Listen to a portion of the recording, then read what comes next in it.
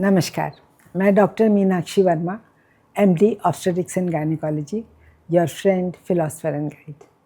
आज का टॉपिक है सीड साइकिलिंग क्या होती है और ये हार्मोनल इम्बैलेंस को ठीक करने में, हार्मोनल इम्बैलेंस को ठीक करने में कैसे सहायक होती है, इसके बारे में हम जानेंगे। पहले तो ये जानें कि सीड साइकिलिंग होती क्या है। सीड साइकिलिंग एक्चुअली ये एक प्राकृतिक तरीका है, प्राकृतिक तरीके से इलाज है जिसमें कि कुछ स्पेशल तरीके के बीज होते हैं, सीड्स, जिनमें कुछ प्रॉपर्टीज़ होती हैं, जिनको कि एक different periods of menstrual cycle में हम इस्तेमाल करते हैं।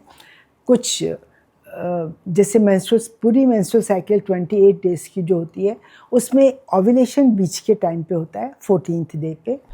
1st to 14th डे का जो टाइम है उसको हम फॉलिकुलर फेज़ कहते हैं, और 14th डे जब ओव्यूलेशन हो जाता है उसके बाद 15th से लेकर 28th डे का जो टाइम है उसको हम ल्यूटियल फेज़ कहते हैं। दोनों फेजेस में अलग अलग हार्मोन्स की ज़रूरत होती है और उनका बैलेंस भी आपस में ज़रूरी है, और डिफरेंट फेजेस में डिफरेंट हार्मोन्स की ज़रूरत ज़्यादा होती है। जो फर्स्ट 14 डेज़ होते हैं, फर्स्ट डे से लेकर 14 डे तक, इसमें हम रिकमेंड करते हैं सीड्स जैसे फ्लैक्स सीड्स, जिसको हम अलसी कहते हैं, सब लोग जानते हैं इसके बारे में।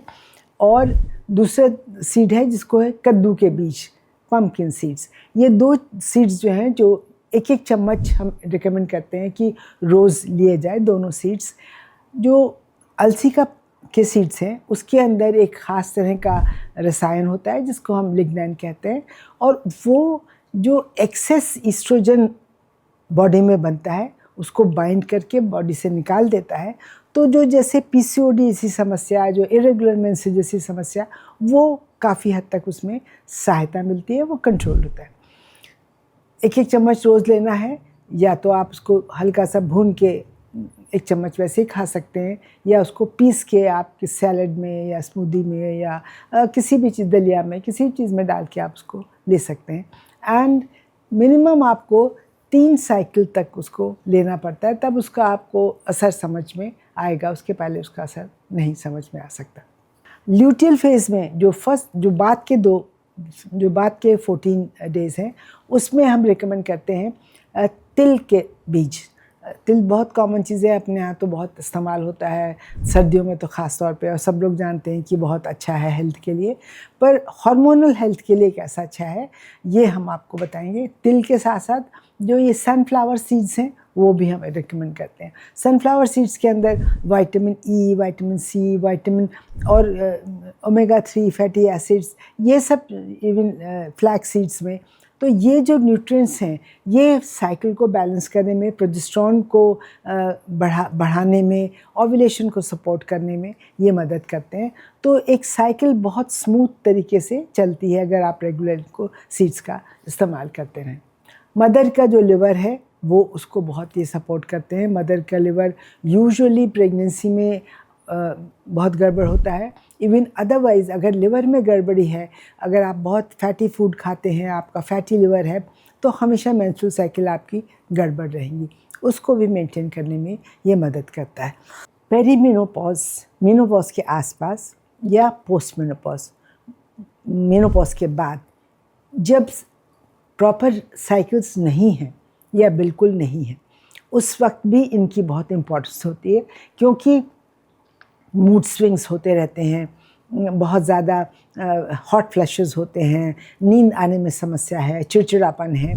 इन सब के लिए क्या करते हैं कि वहाँ साइकिल तो है नहीं कि आप आधा बिफोर ओव्यूलेशन आफ्टर ओव्यूलेशन करें, तो 14 दिन का मून साइकिल बनाते हैं। 14 दिन, फर्स्ट 14 दिन में अलसी और जो कद्दू के बीज हैं वो इस्तेमाल करें, और जो नेक्स्ट 14 डेज़ हैं उसमें तिल के बीज और सूरजमुखी के बीज इस्तेमाल करें। ऑल्टरनेट करते रहें, ऐसे एक एक चम्मच दोनों बीज लेते रहें, तो और 3 महीने तक बराबर लें। तो उससे जितने भी मेनोपॉज के आसपास के सिम्टम्स हैं उसमें बहुत रिलीफ मिलता है। अगर आपको 3 महीने में रिलीफ मिलता है, यू कैन गो हैड, आप हमेशा भी ले सकते हैं, क्योंकि ये तो हेल्दी न्यूट्रिएंट्स हैं, इसमें कोई ऐसी वो चीज़ नहीं है। इवन जो प्रीमेंस्ट्रुअल सिम्टम्स होते हैं, कई लोगों को बहुत ज़्यादा होता है, पेट में बहुत ब्लोटिंग होती है, बहुत इरिटेबिलिटी होती है, एंग्जाइटी होती है, नींद नहीं आती, चीखते चिल्लाते हैं, उन सब का भी हार्मोनल बैलेंस करने के लिए ये सीड साइकिल बहुत इम्पॉर्टेंट है। मुझे आशा है कि आपको ये अच्छा लगा होगा जान के, और ट्राई करके देखिए तो आपको समझ में आएगा कि इससे फ़ायदा है या नहीं, अगर आपको प्रॉब्लम्स चल रही हैं तो। आज के लिए बस इतना ही, अगले हफ्ते फिर मिलेंगे एक और टॉपिक के साथ। तब तक के लिए नमस्कार।